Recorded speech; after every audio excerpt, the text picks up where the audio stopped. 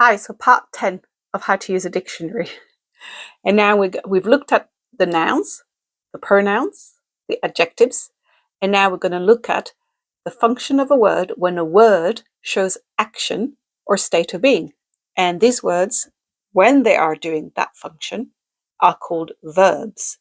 And a verb is simply a word or words that show action or state of being. Okay? And the word verb comes from the Latin verbum, which simply means a word. But here in the English language, verb is a word or a group of words which shows action or state of being. Now, very often children are taught, or even grammar books just say that a verb shows action. It's not just action, it also shows state of being. So for example, let's have a look at the action. He sang a song, right? That's obviously an action.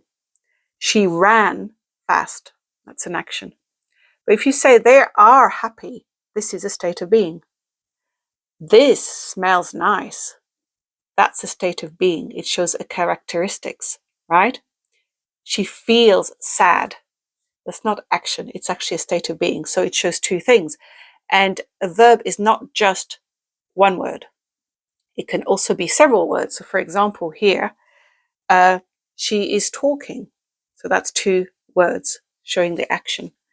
They are running very fast. They are playing a game.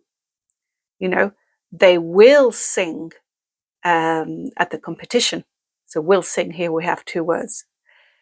So be aware that it's not just one word.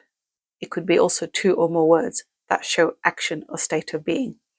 Now, verbs in the English language are split into two types of verbs: transitive and intransitive verbs. Now, transitive simply means that goes across, and intransitive means that doesn't go across. And the next part, part 11, I'm going to describe to you and explain what is a transitive verb and what is an intransitive verb.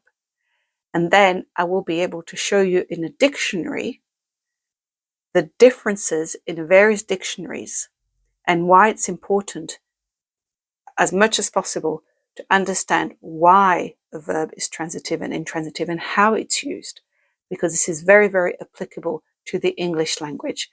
But not all dictionaries describe that. However, the Webster's Young Readers Dictionary that I'm using doesn't discuss transitive and intransitive. But if you understand how it works, then you will be able to work it out. Then I will also show you in the next post dictionaries which clearly show transitive and intransitive, and we'll discuss that more so it is very, very clear. So make sure you stick for the next part.